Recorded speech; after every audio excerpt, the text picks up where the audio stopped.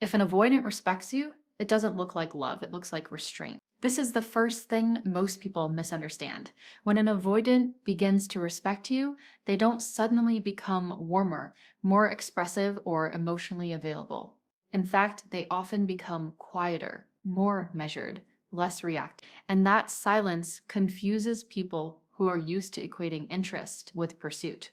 But respect in avoidant psychology is not expressed through closeness. It's expressed through containment. Avoidants don't show respect by leaning in. They show it by not testing you. Early on, avoidance tests constantly. They pull away to see if you'll chase. They go cold to see if you'll overfunction. They cross small boundaries just to confirm that you'll tolerate inconsistency. Not because they're cruel, but because their nervous system is calibrated around one core question: how much emotional freedom do I have here? When they don't respect you yet, they test to locate your breaking point. When they do respect you, the testing stops. They stop probing your boundaries because they already know where they are.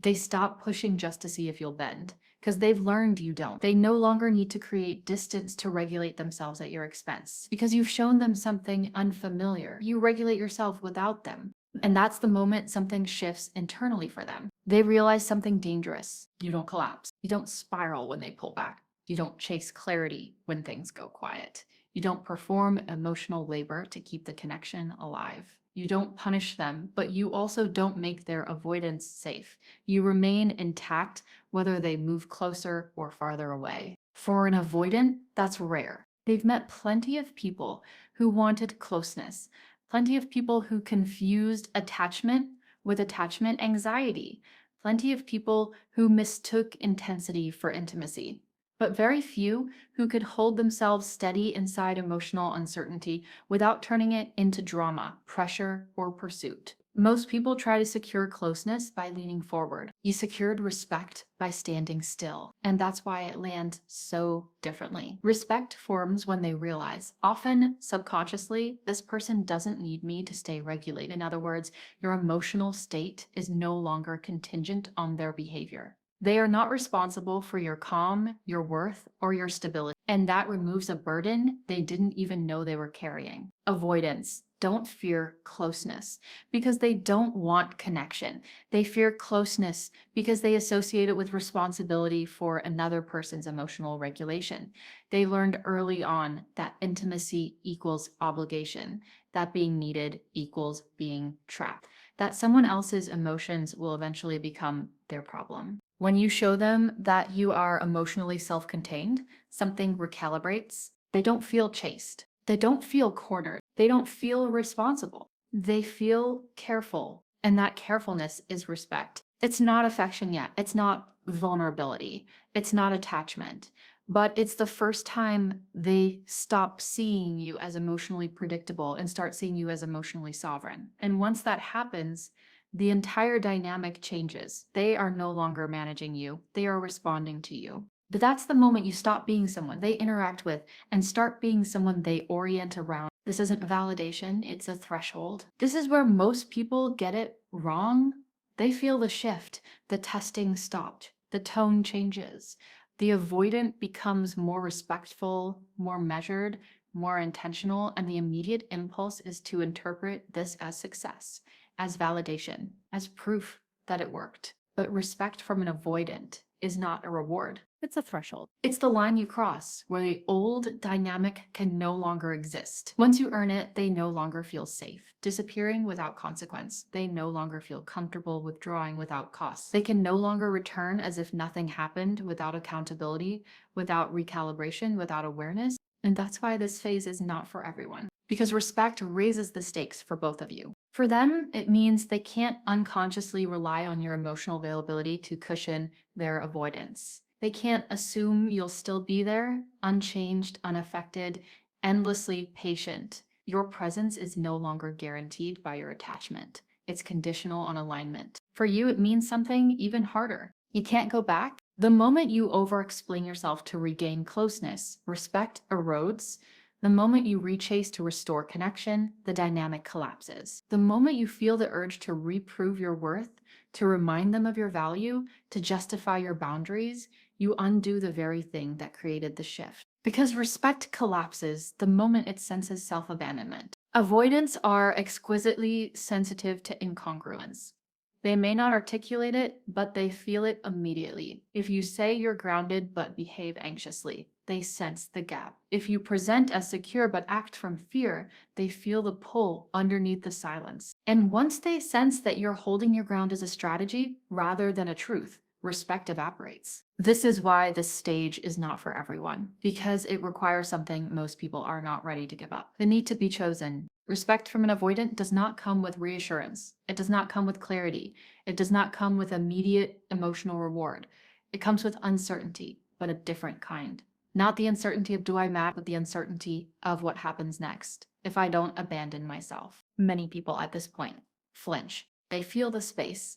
They feel the absence of chasing. They feel the lack of emotional feedback, and they mistake that quiet for loss, when in reality it's containment. So they reach, they explain, they soften their boundaries, just this one. And the avoidance nervous system relaxes, not into closeness, but into familiarity. And familiarity is where respect dies, because respect was never about controlling the avoidance behavior. It was about changing the rules of engagement. Once you earn it, the old rules no longer apply. And if you try to re-enter the old game for comfort, you teach them that nothing has truly changed. This threshold asks a hard question: can you tolerate being respected without being reassured? If the answer is yes, the dynamic continues to evolve. If the answer is no, it resets quietly, without drama, without confrontation, right back to where it started. And that's why the warning matters. Because respect is not the end of the process. It's the point where pretending stopped. You didn't demand respect. You removed access. This is the part most people don't recognize in real time. They assume respect comes from standing up for yourself verbally, from setting firm boundaries with speeches, from finally explaining how much something hurt. But with avoidance, respect doesn't form through confrontation. It forms through absence of negotiation. You earned their respect the moment you stopped negotiating for presence. You stopped trying to convince them to show up. You stopped softening your needs so they would feel less pressure. You stopped translating your emotions into something easier for them to digest. You didn't ask for consistency. You behaved as though it was already required. And that subtle shift changed everything. You also stopped making distance feel safe before. When they pulled back, you filled the space. You reassured.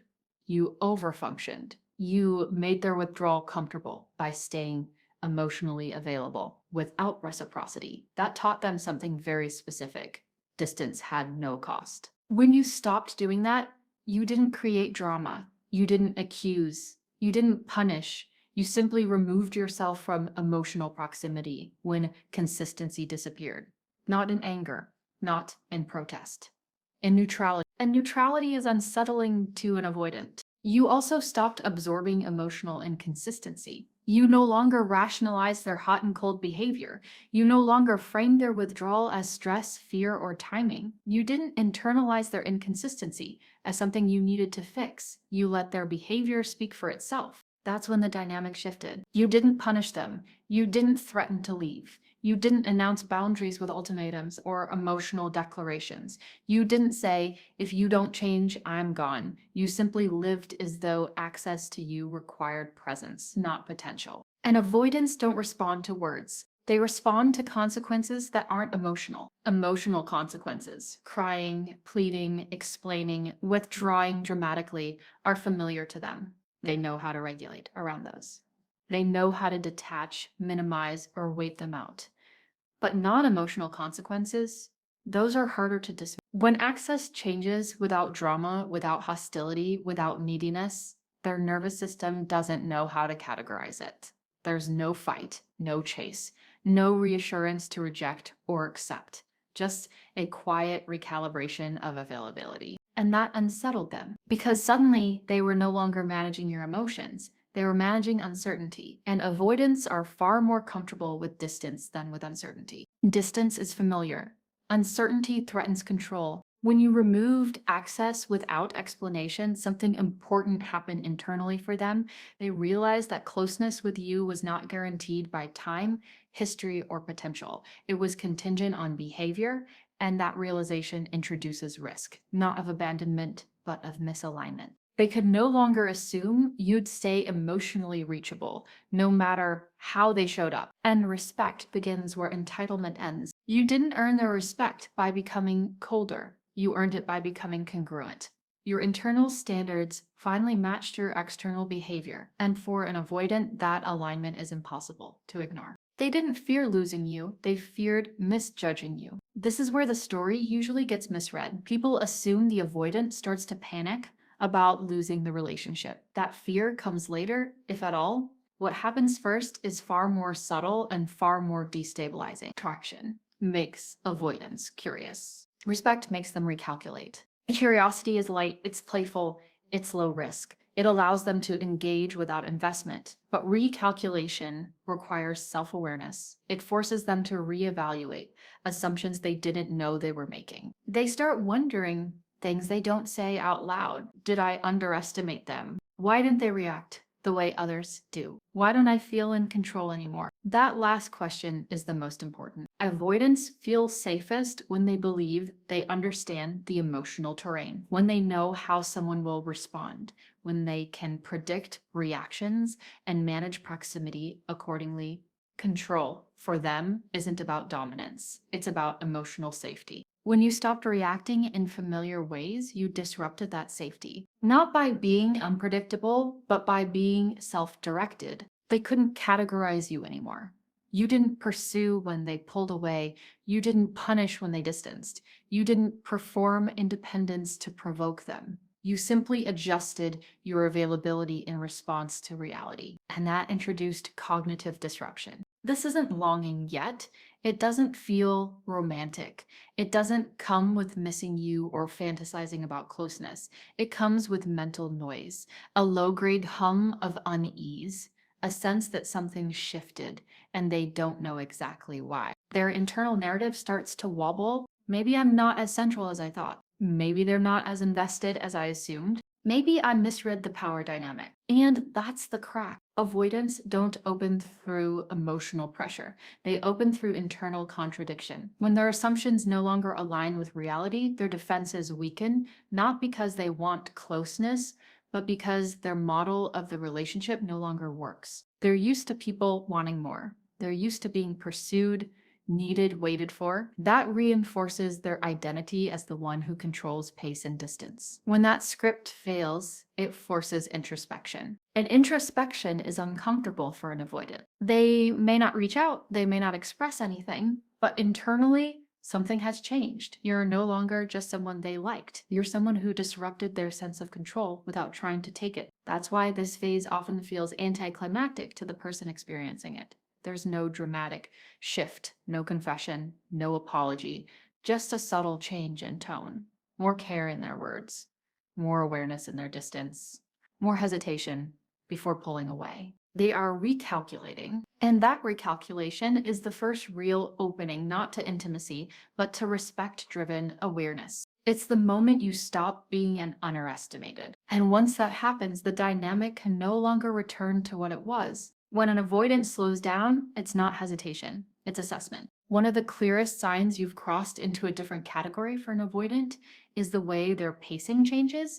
They don't rush forward, but they also stop retreating impulsively. Their movements become quieter, more deliberate, less reactive. And this shift is easy to misread as disinterest. If you don't understand what's actually happening beneath the surface, they begin to speak more carefully, not more openly, more carefully. Their words are chosen instead of automatic. They disappear less impulsively, not because the urge to withdraw is gone, but because they're now aware that withdrawal has consequences. And they test less aggressively, not because they've healed, but because they've learned something about you that changed the risk profile of the connection. You are not pliable. Before, they could lean away and expect you to lean forward. They could go quiet and trust that you'd fill the space. They could destabilize the connection slightly and watch you restore equilibrium. That made the relationship feel controllable, even if it wasn't consciously manipulative. But now, something is different. They've learned often without being able to articulate it. I can't treat this person casually without consequences. I don't understand. And that sentence matters because avoidants are not afraid of closeness as much as they are afraid of unpredictable outcomes. They can handle distance. They can handle surface level connection. They can even handle intensity, as long as the emotional math is familiar. What unsettles them is when their usual strategies stop working. When casual behavior no longer guarantees access, they slow down. When pulling away no longer produces pursuit, they hesitate. When testing no longer confirms control, they reassess. This carefulness isn't romantic. It doesn't come with warmth or reassurance. It comes with observation, with internal tracking, with an increased awareness of their own impact, something avoidants usually avoid. And that's because uncertainty for an avoidant equals danger. Uncertainty threatens their sense of autonomy. It destabilizes the internal map they use to navigate relationships. They prefer predictable dynamics, even if those dynamics are emotionally limited. When you remove predictability by becoming self-directed instead of reactive, they lose their footing. So they become careful with you, not because they're suddenly afraid of hurting you, but because they're no longer sure they can afford to be careless. This is also why they may seem more distant and more attentive at the same time. Less emotionally expressive, but more aware. Less reactive, but more intentional. It's not contradiction, it's containment. They are managing themselves in your presence. And that self-management is a form of respect. They don't feel free to behave unconsciously around you anymore. And while that might look like restraint on the outside, internally it signals a shift from entitlement to consideration. You are no longer someone they can treat casually.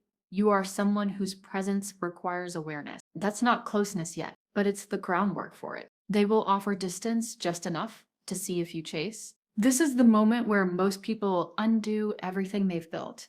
Once an avoidant begins to respect you, they don't immediately move closer. Instead, they create a small amount of space, not dramatic distance, not a full withdrawal, just enough absence to observe your response. And this is where intention matters. They are not trying to leave, they are checking. Specifically, they are asking one quiet internal question. Do they still choose themselves when I create space? This test isn't conscious or malicious. It's conditioned. Avoidants learned early on that closeness often comes with emotional cost. So before allowing themselves to move closer, they need to know whether your stability is real or performative. Will you rush in to resecure the connection? Will you break your own rhythm to restore contact? Will you interpret space as rejection and react accordingly? If you do, the respect dissolves, not because you did something wrong, but because you confirmed something familiar. You showed them that distance still controls your behavior, that your self-regulation is contingent on their proximity, and that returns the dynamic to a place they already know how to manage. But if you remain grounded, something else happens. If you don't chase, if you don't over-explain, if you don't fill the silence with emotional labor or reassurance seeking, if you simply continue living in alignment with yourself, the respect deep, because now the avoidant is faced with evidence. You didn't hold your ground to provoke them. You held it because it's who you are. And that difference is everything. This isn't cruelty, it's conditioning. It's the nervous system checking whether a new pattern is safe to trust. Avoidants don't test to hurt, they test to reduce risk. They need to know whether closeness with you will eventually come with the same emotional obligations they learn to avoid. Only emotionally regulated people pass this test. Not people who suppress their feelings, not people who perform indifference, but people who can feel discomfort without acting it out. People who can tolerate ambiguity without abandoning themselves.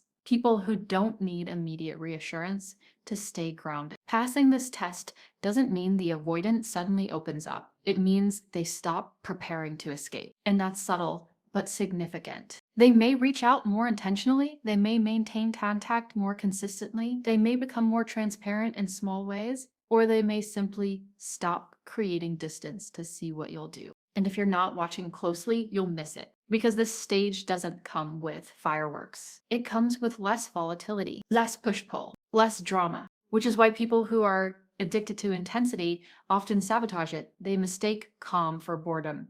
They mistake restraint for disinterest, and they reintroduce chaos to feel something. But for an avoidant, chaos confirms danger. Calm confirms safety. And safety is the only context in which anything real can grow. Respect doesn't make avoidance attach, it makes attachment possible. This is the distinction that saves people from heartbreak, if they're willing to hear it. Respect does not dissolve fear for an avoidant. It doesn't suddenly make intimacy feel safe or closeness feel natural. What respect does is far more subtle and far more important. It removes contempt. Contempt is the silent killer of avoidant bonds. It's not hatred, it's dismissal. It's the quiet belief that someone's needs are excessive, predictable, or inconvenient. When contempt is present, avoidants don't bond. They manage, they minimize, they tolerate. They stay detached not because they don't care, but because caring would require taking something seriously. They've already devalued. Respect changes that. Once respect is present, they stop dismissing your value, not in grand statements, but in internal posture. You are no longer too much, too available, or emotionally predictable. You are no longer someone whose reactions they can casually anticipate. That alone shifts the internal balance. They also stop devaluing your presence. Before, your availability may have felt constant, even when they didn't show up fully. That constancy allowed them to treat connection as background noise. With respect, your presence becomes noticeable. Not dramatic, not loud, but distinct. And most importantly, they stop assuming you'll always be there. That assumption is what allows avoidance to persist without consequence. When they believe you'll stay regardless of how they engage, there's no incentive to risk vulnerability. Respect removes that assumption without threats, without ultimatums, without emotional leverage. It simply introduces reality. But here's where many people get lost. Removing contempt does not create closeness. It creates the possibility for it. Intimacy still requires something avoidance rarely experience: consistency without pressure. Consistency means your presence is stable, not conditional on their behavior. You don't withdraw to punish. You don't lean in to provoke. You remain coherent. Predictable in your values, not your reactions. Without pressure means you don't demand emotional access before they're ready. You don't require reassurance to feel secure. You don't ask them to meet you in vulnerability before their nervous system has learned it's safe to do so. This combination is rare because most people offer one without the other. They offer consistency with pressure, constant availability paired with emotional demand, or they offer no pressure without consistency, emotional detachment framed as independence. Avoidants need both simultaneously to even consider attachment. And that's why respect alone doesn't guarantee closeness. It only removes the internal block that made closeness impossible. Respect feels quiet, and people mistake quiet for nothing. This is where most connections fail. People are conditioned to associate progress with intensity, with emotional momentum, with visible signs of desire. So when respect shows up quietly, without fanfare, without pursuit, without emotional declarations, it feels anticlimactic, and that misinterpretation leads people to sabotage the very thing they worked so hard to create. At this stage, there's no chase, no emotional flood, no dramatic confession of feelings. There's no sudden vulnerability dump or relational turning point. Instead, there's restraint, measured contact, a subtle reduction in volatility. And for someone who's used to emotional highs and lows, that quiet can feel like loss. So they react. They force clarity. They ask, where is this going? Not from grounded curiosity, but from anxiety. They demand reassurance, not because something is wrong, but because the absence of intensity feels unfamiliar. They create urgency, deadlines, ultimatums, emotional pressure to provoke a response that confirms importance. And urgency is the fastest way to lose an avoidance respect. Because urgency communicates instability. It tells the avoidant that your emotional regulation still depends on their behavior, that the calm they're experiencing isn't safety.